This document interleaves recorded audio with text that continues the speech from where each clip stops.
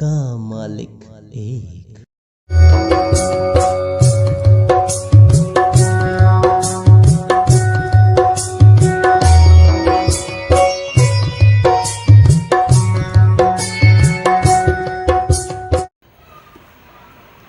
Om Sai Ram to everyone.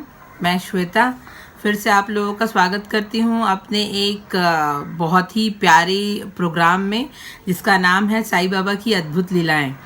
तो आज हम बहुत ही जो सुंदर सी जो लीला है बाबा की, जो बाबा के चरित्र से रिलेटेड है ना, हम उस पे वो आज कथा का श्रवण करेंगे। तो श्री साईं बाबा का व्यक्तित्व, ठीक है। तो जैसे आपको पता है कि अगर ये जो लीला है, ये जो कथा है, ये आप सुनने के बाद, है ना, और जैसे जैसे आप ये कथा सुने, आप अपने सामने वो सारी जो मैं अभी आपको बोलूँगी वो सारी चीज़ें आप इमेजिनेशन करिए। तो आपको उनकी जो चरित्र था, है ना, उनकी जो बोल सकते हैं कि मानव जो शरीर था उसको आप पूरी तरीके से महसूस कर पाएंगे, ठीक है।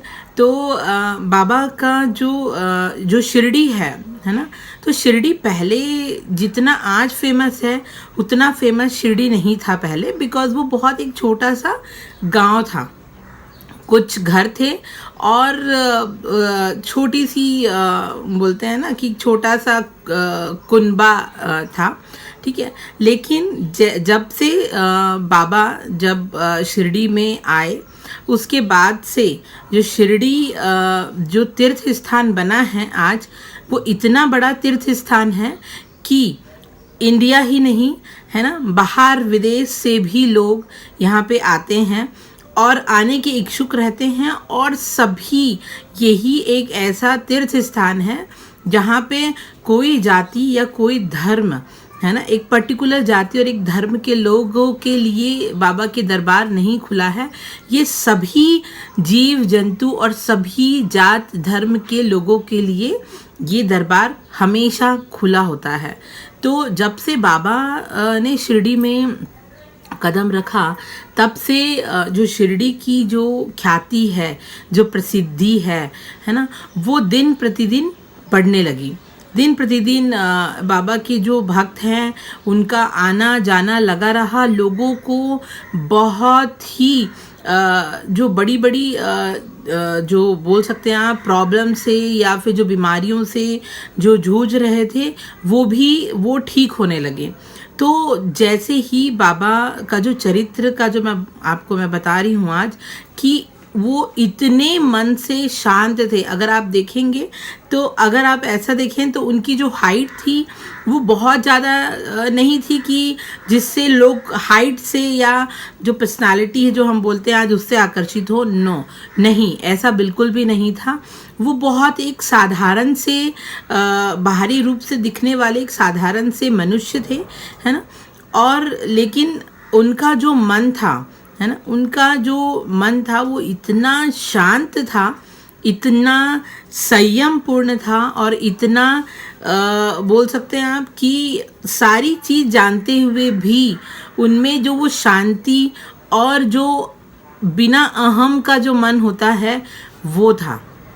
जबकि वो ये है कि उनको सब चीज़ का ज्ञान था ना। वो चाहे वो वेद हो, चाहे वो कुरान हो, चाहे वो बाइबल हो, है ना, उनको सारी चीज़ों का सारी जो हम जो आज मानव जो बांटे हुए हैं, है ना, अपने अपनी एक एक बोल सकते हैं ग्रुप बनाए हुए हैं, तो वो सभी चीज़ों का उनको ज्ञान था। चाहे वो गीता हो, चाहे वो संस्कृत के श्लोक हो, है ना, उनको सारी चीज़ों का ज्ञान होते हुए भी जब अगर कोई एक नॉर्मल इंसान जब उनको देखता था तो वो ऐसे प्रतीत होते थे कि वो उनमें से ही कोई एक है ना।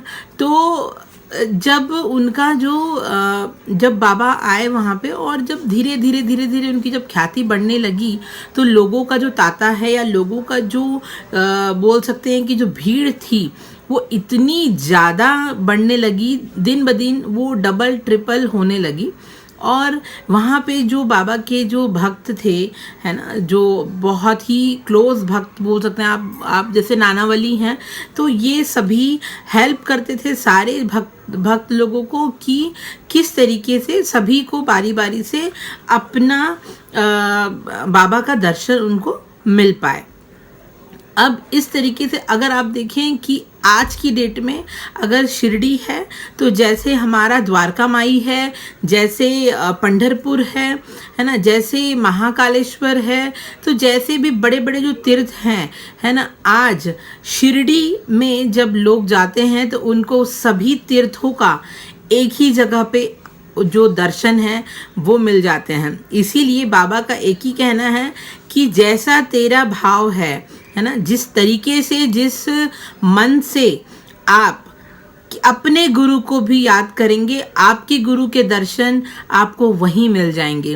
तो बाबा का जो ये जो चरित्र है और ये जो बताना चाहते हैं कि जब आपको मैं एक छोटी सी जो लीला है बाबा की मैं वो बताना चाहूँगी कि एक बार जब एक उनका ही शिष्य होता है, उनका शिष्य नहीं होता है, वो किसी उनके जो गुरु होते हैं वो कोई और होते हैं, है ना, और वो पंढरपुर नहीं अक्कलकोट जाने के लिए स्वामी महाराज के दर्शन करने के लिए वो अक्कलकोट जाना चाहते हैं, है ना। तो उनको स्वप्न में स्वामी समर्थ महाराज जी आते हैं और बोलते हैं कि मैं अब तू अक्कलकोट क्यों जा रहा है, मैं तो आजकल यहीं विराजमान हूँ, है ना, तो अब तू वहाँ जाके क्या करेगा, मैं तो यहीं हूँ। तब जब उनको ये साक्षात्कार होता है तब वो अक्कलकोट ना जा कर के अपने महाराज को यहीं से नमन करते हैं और वो जो पादुकाएं नीम वृक्ष के नीचे जो रखी हुई है गुरु स्थान में, उनका वो हमेशा से अपने गुरु की चरण वंदना करते हुए वहाँ पे वो अपना कंटिन्यू वहाँ पे ही वो उन्होंने अपनी जो वंदना है या जो अपनी पूजा है वो उन्होंने वहीं कंटिन्यू करी। इसी तरीके से जैसे आप जानते हैं कि गौली बुआ जो शिरडी के एक बहुत ही नामी भक्त में से हैं, वो भी हर बार वो पंढरपुर जाया करते थे और विट्ठल के बहुत बड़े भक्त थे। लेकिन जब भी वो बाबा के पास, जब वो द्वारका माई में बाबा बैठते थे, तो जब भी वो उनसे मिलने आते गौली बुआ, तब जब वो साईं बाबा को जब देखते तो उनको उनमें साईं बाबा ना दिख के उनमें उनको विट्ठल का दर्शन हमेशा हुआ करता था। तो बाबा इस लीला से क्या बताना चाहते हैं, इस लीला से वो ये बताना चाहते हैं कि जो आप जिस तरीके से जिस भी मन से आप अपने गुरु को याद करते हैं, आपका गुरु आपको उसी रूप में दिखता है। तो सभी जो धर्म और जाति के जो हैं ये सभी एक ही हैं, सिर्फ आपका जो मन का भाव है वो ही पवित्र होना है और वो ही सभी चीज़ों का बोल सकते हैं कि समाधान है। तो एक ये है।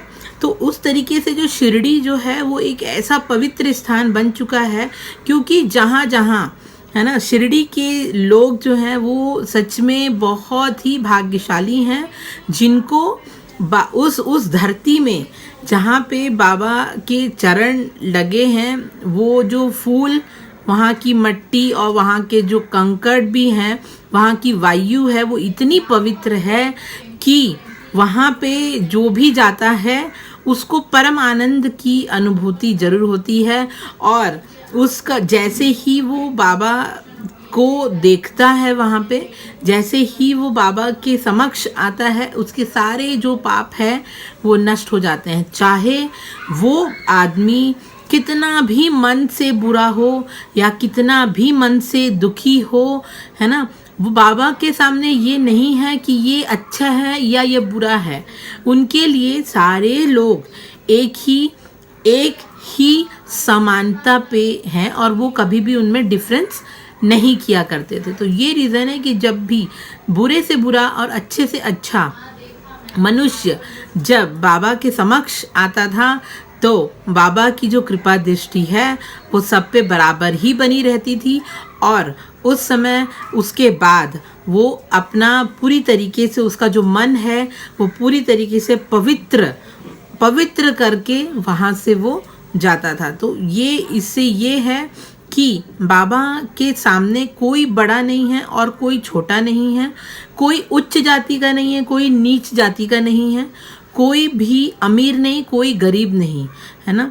तो वो सभी उनके लिए एक ही है, वो चाहे मनुष्य हो, चाहे जीव हो, चाहे जंतु हो, है ना। और बाबा तो हमेशा कहा करते हैं, आज भी उनका जो मैसेज है वो यही है कि अगर उनको पाना है या आपको जब भी उनको पाना है या उनको आप उनकी पूजा करने की जो चाह रखते हैं, है ना, तो आप उनको बिना धूप और अगरबत्ती के भी पा सकते हैं।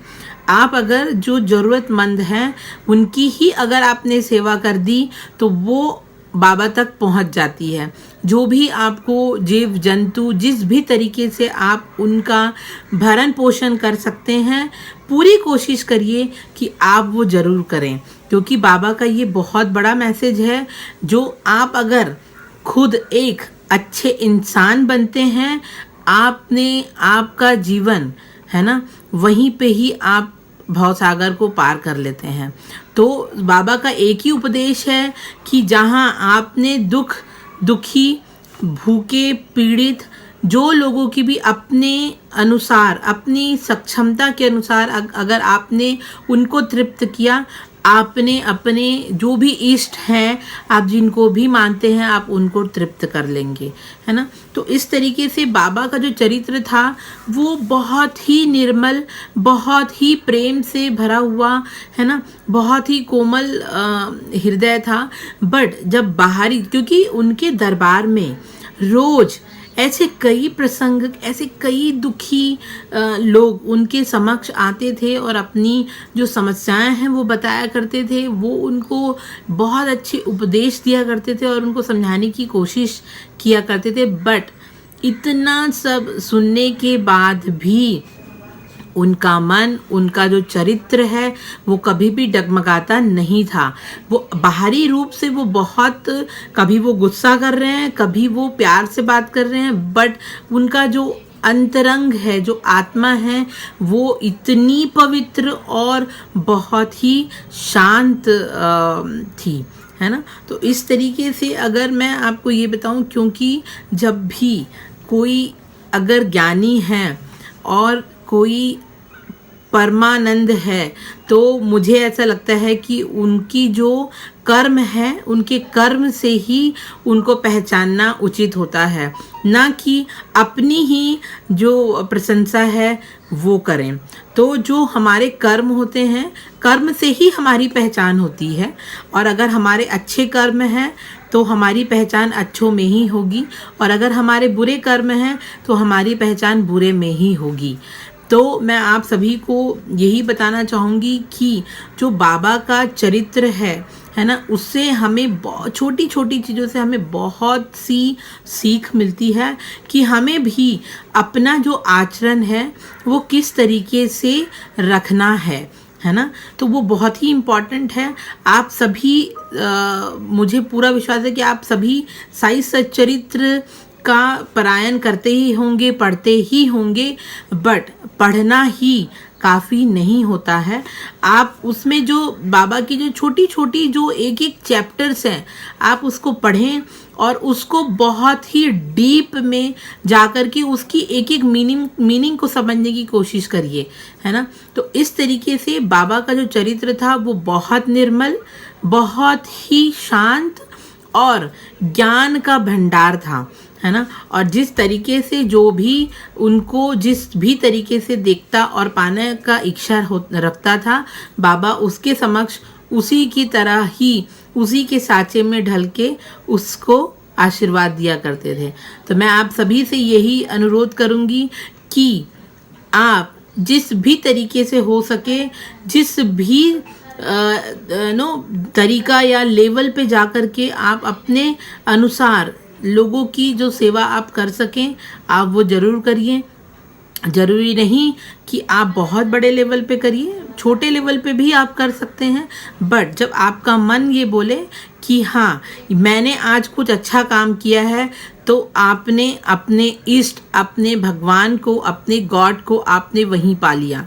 अगर आपका मन ये कहे कि मैंने आज कुछ भी ऐसा नहीं किया जो मुझे शांति प्रदान करे, तो आप ये सोचिए कि आपको वो काम करना है।